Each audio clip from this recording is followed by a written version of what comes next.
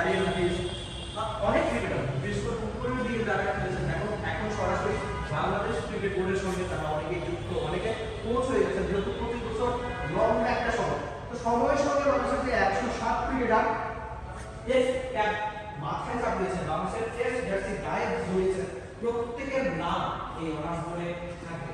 বিশেষ করে সামনে যারা খেলে তাদের নাম তো হয়তো সময়ের সঙ্গে মুখে একটু ফাঁকা জায়গাও কিন্তু নাম করে ফাঁকা হয়েছে। একটু দেখার চেষ্টা করি 107 তারপরে জায়গাটা একটু ফাঁকা আছে। বিশেষ করে ছোট ছোট ক্রিকেটারদের যা যায় যাওয়া পরের নাম্বারে 7 8 সময় এভাবে তাদের নামগুলো উঠবে।